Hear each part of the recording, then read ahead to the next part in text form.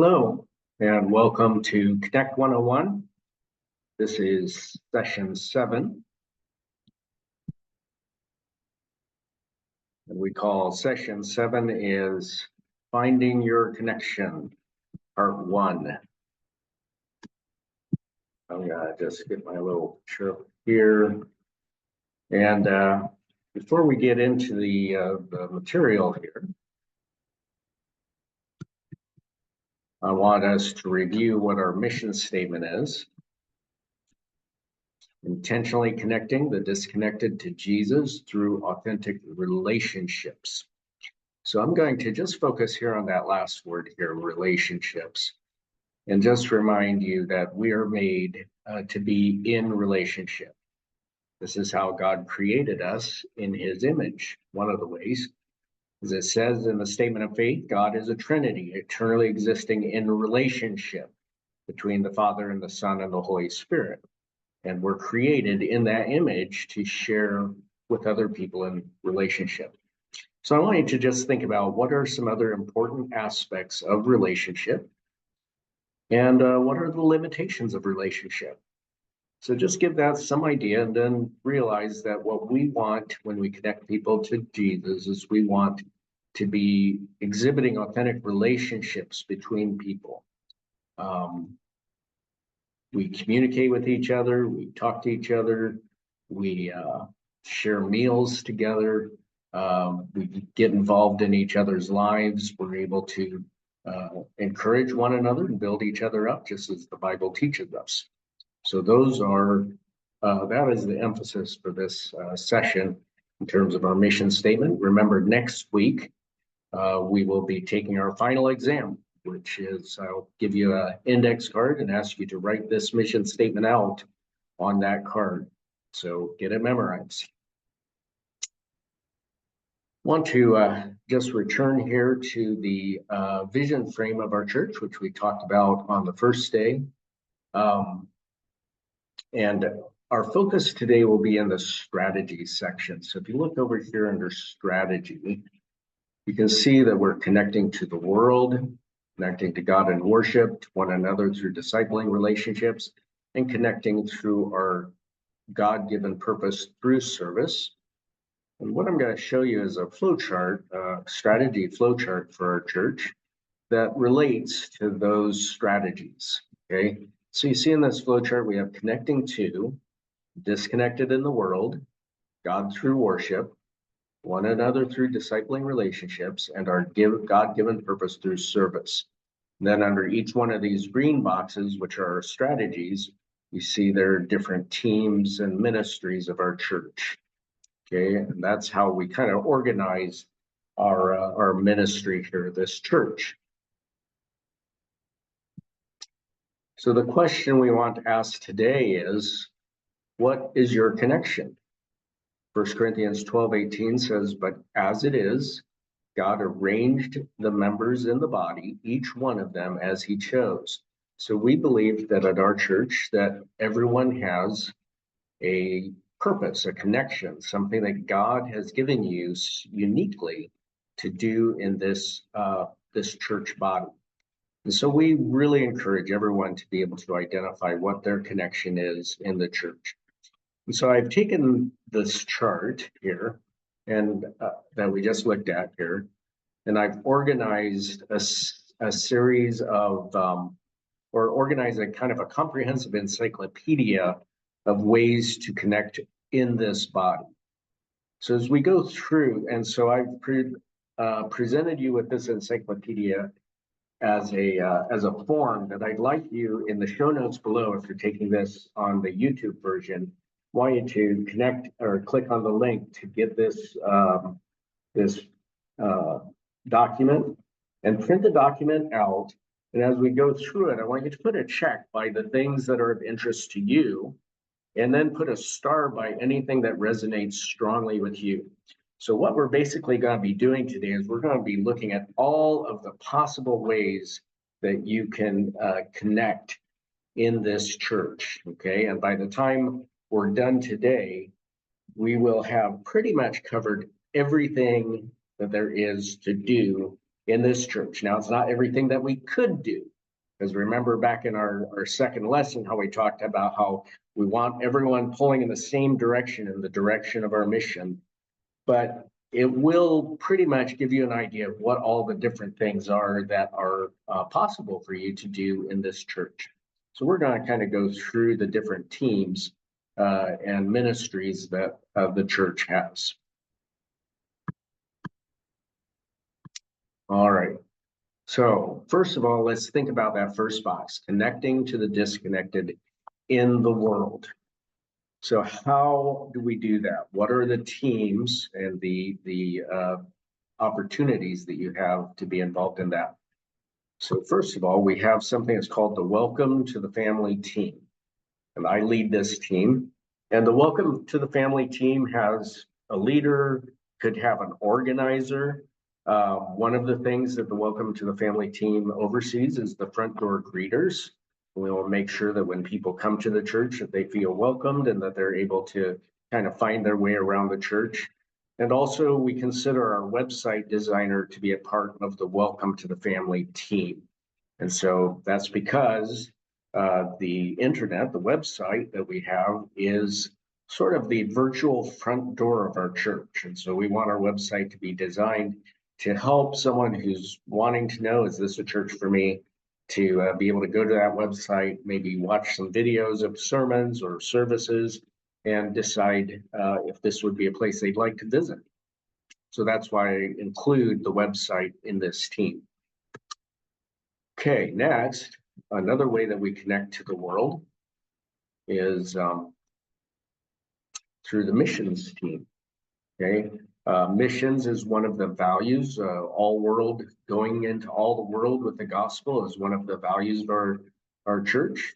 And so we have a missions team that oversees our long-term and short-term missions and other ways that we connect to the world through missions.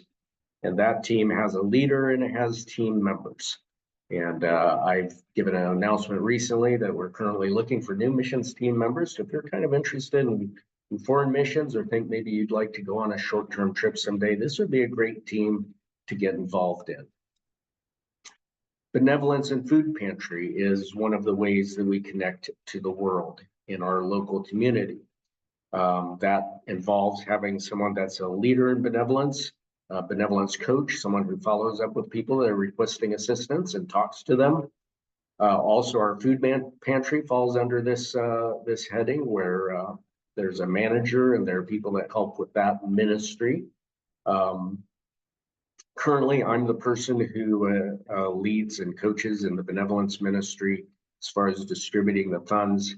And Kim Mayberry is the one who manages the food pantry, which is a very important way that we connect to our community.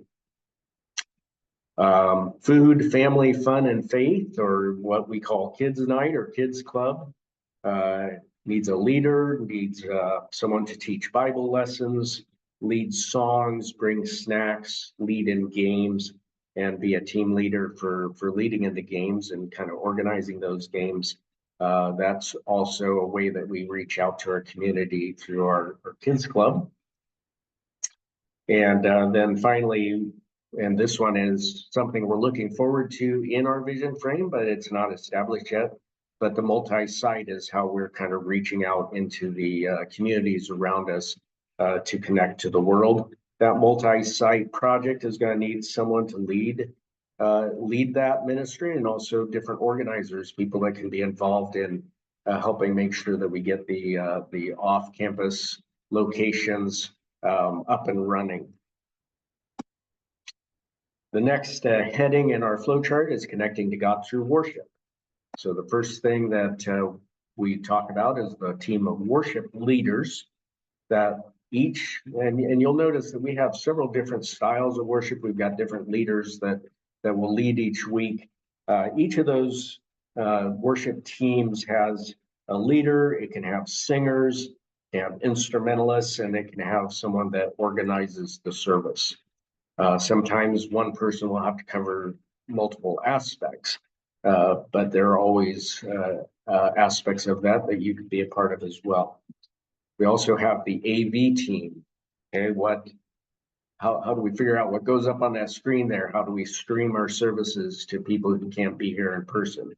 The audiovisual team needs a leader, an organizer, someone who will set up the presentation software, which in our church is ProPresenter, someone who can actually operate that software on Sunday morning. And I advance the slides while we sing the songs in a way that makes it easy for people to sing along. We need a soundboard operator, someone that understands what all those knobs and gadgets mean on the soundboard. It would be nice if we had a cameraman for the YouTube stream, someone who's actually kind of in charge of making sure that stream is set up and that it's working properly. Later, as we upgrade our AV system, we will need camera operators. And another part of that is the communion server. We need someone who will come up during worship and they'll serve communion. A lot of times we'll ask different people in the church if they'd be willing to help serve communion or collect offering. A lot of times we'll choose elders to do that, but that's also an opportunity for service in the church that falls under the AV team. Prayer team is one where we think of the value that our church places on prayer. And a prayer team needs a leader, it needs team members, and it needs someone that can kind of make sure that the prayer requests are properly publicized, that people's privacy is respected, but also, when someone is in need of prayer, that we have a way that we can put that out on our closed Facebook group, or make sure that people who need to know are informed of current prayer requests in the church. The next connection strategy is connecting to one another through discipling relationships. So the first thing on that list is our life groups. These are small groups in our church where you have a ministry leader, you might have a life group leader, you might have a life group host. They're willing to open up their home to a life group, but they're not quite sure they want to actually lead the life group. And then, of course, life groups have to have members. You want to be involved in discipling relationships in life groups. We really encourage this. If you're not in a life group or involved in a life group, we want you to think about becoming a life group member or even a leader. We have men's discipleship, which requires a leader and a disciple and disciplers involved in that. We've got women's discipleship, which kind of focuses on particular issues that concern women. That needs a ministry leader and disciples and disciplers. Then children's discipleship is a very large category for us because we have lots of kids in our church, and that's a real blessing. That has a ministry leader. Currently, I would kind of consider Tanya Meyer to be our children's discipleship ministry leader in this church. We need Sunday school teachers, teachers helpers, someone to lead the nursery and work in the nursery. Currently, we do have a nursery leader, and that's a blessing. When VBS comes up in the summer, we need leaders and teachers and helpers for that. And then our youth group also needs leaders, teachers, helpers, and people to provide meals for our Wednesday night youth group. And I think I listed a few of those things: Sunday school, youth group, VBS. And then our fifth, back on Sunday school, I do want to mention that we do also have adult Sunday school teachers.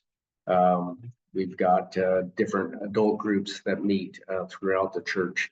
And so that doesn't fall under children's discipleship, but it is definitely a discipling relationship that's possible in our church.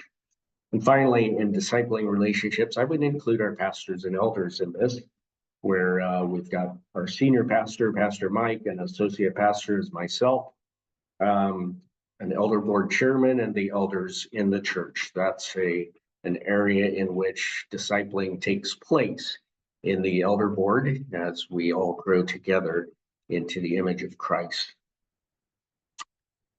Then our final way to connect in the church is through service. We're connecting to our God-given purpose through service.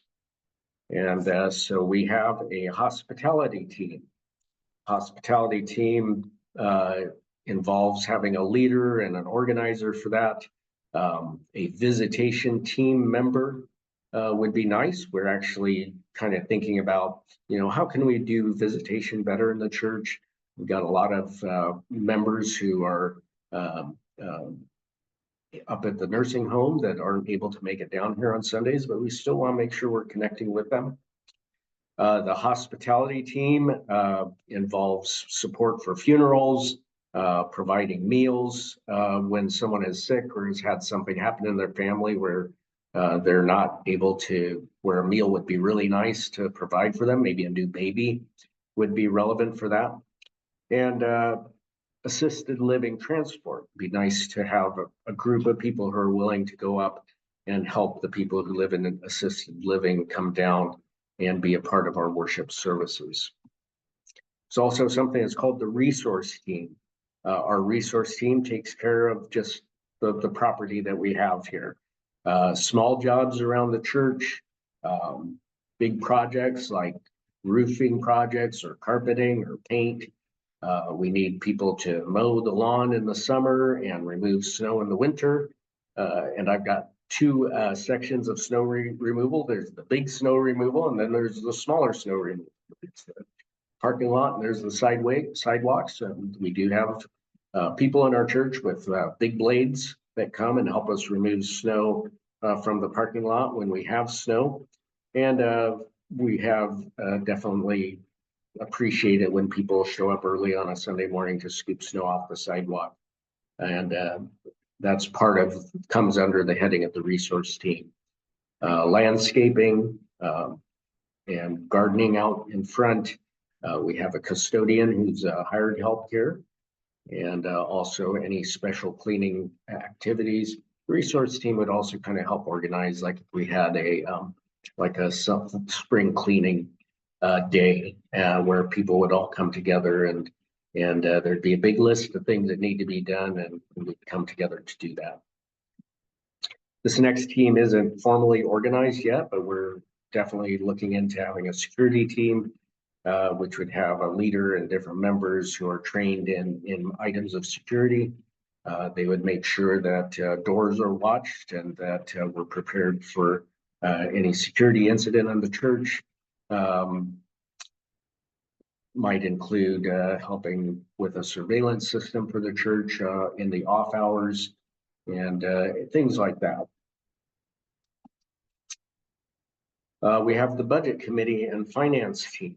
Okay, involves a ministry leader, a treasurer, a financial secretary, people who will count money from the weekly offerings, members of the budget committee, as we're actually coming up on a time when we'll be considering what our budget needs to be for 2025. And so we need people that'll kind of look at our numbers and help propose a good budget for next year.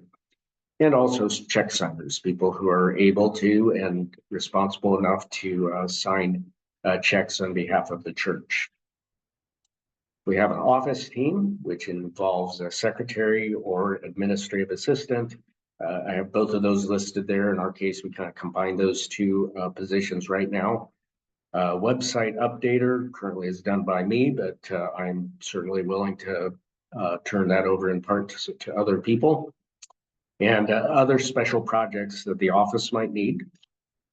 There's a decorating team, which involves someone who's aware of the change of the seasons and new holidays coming up, knows where the decorations are and is ready to get them switched out when they're needed. And there are people who actually help with that. And it's one of those jobs that happens a little bit behind the scenes, but I can connect you to the people who are in charge of that, so they'll remember to get your help next time they do that. Then there are constitutional committees in the church. The nominating committee, as we read in the bylaws last week, they nominate elders and search committee members and building committee members as necessary. And again, search committee is a constitutional committee, and the building committee is a constitutional committee in case we ever consider expanding our facilities with a building. So those are different ways that you can use your gifts to serve in the church. Some of these require you to be members. For example, if you're going to be a teacher here, we want to make sure that you are in accordance with our statement of faith. If you're going to be a leader in our church, like an elder, you need to be a member. You need to be a member to be on any of these constitutional committees. So again, I want us to remember last week we talked about membership and how important that is. And it's necessary in order for you to serve in these on these committees. But if you have talents that would relate to any of these, I encourage you to join the appropriate ministry team. But how do you do that? How to join a ministry team? So first, we ask you just to pray. Ask the Lord to show you your area of passion and gifting. Take this sheet and look at it and say, where is the Lord telling me I should be involved? And what is God asking me to do for Him? How should I use the gifts that God has given me? Next, you should ask a pastor or an elder to direct you to the appropriate leader for that ministry team. So let's say you're interested in serving in the nursery. You come and ask me, and I'll say, "Oh, you need to talk to Melissa over there," and she'll get you onto the list of people to help in the nursery. And then third, find out from the leader of that ministry what qualifications are required to serve. And if you feel you have those qualifications, and you are, then we encourage you to get connected in service. And finally, and that's the number 4, is connect. And so I have an assignment for you next week. You all have a copy of the connection worksheets. Take this list with you, and I want you to pray over it and pray about what your connection to the church might be. So next week, bring this sheet back, and when I give you your final exam, and you'll write on one side the mission of the church, on the other side, I want you to just write your top 3 thoughts. Okay, maybe more, maybe a bunch of these things kind of connect to you, and maybe it'll be less, but write out how you think you'd like to be connected to the church. And next week, we will talk about some tools that the church can provide you to help you along as you serve the church on that ministry team. Let's say you have something that you didn't see in these sheets, and you want to propose a new ministry for the church. At the church's current size, we've got people kind of volunteering or ministering in a lot of different areas. However, it may be possible that we could find another ministry. So let's think about the steps of that. First of all, you need to consider, how does the ministry I'm thinking about starting advance the vision and mission of the church? So like we emphasized in our second lesson, we want everyone pulling in the same direction. So if you've got a ministry idea, we want you to think, how does this intentionally connect the disconnected to Jesus through authentic relationships? Okay. And if you're kind of not sure, or if you're not able to show that, maybe that's not the ministry that we want to be proposing for this church. Second, count the cost in terms of the resources and the team members that you need for your new ministry. Maybe you want to start an Awana club, instead of just a kind of a small kids club. You want the whole shebang. Well, that costs money. That would involve setting up a game circle, and it involves a lot of volunteers. It involves someone that can order materials ahead of time, make sure kids have their vests, and so on and so on and so on. But that's an example. Do you have the resources and team members available to do that ministry? And maybe someday, if our church starts to grow and God blesses it, we'll get up to around 300 or 400 people, then we'll be back in a place where we've got plenty of people that could help with a major new ministry in the church. But we do need to make sure that we're moving forward that way carefully and having counted the cost. And finally, take your idea and present it to the pastors and the elders for their consideration. And they'll look it over, and they will help you if they think this is a good idea, or they might give you some comments or ideas of how you could improve it or make it a little better connected to the mission and vision of our church.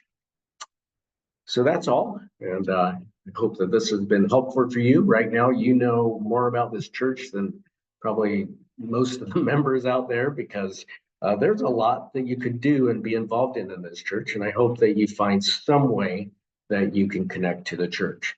Like I said, next time we'll come back and we'll just talk about all the different tools and the resources that we provide for ministers in this church and for your own personal growth. So we'll see you next time.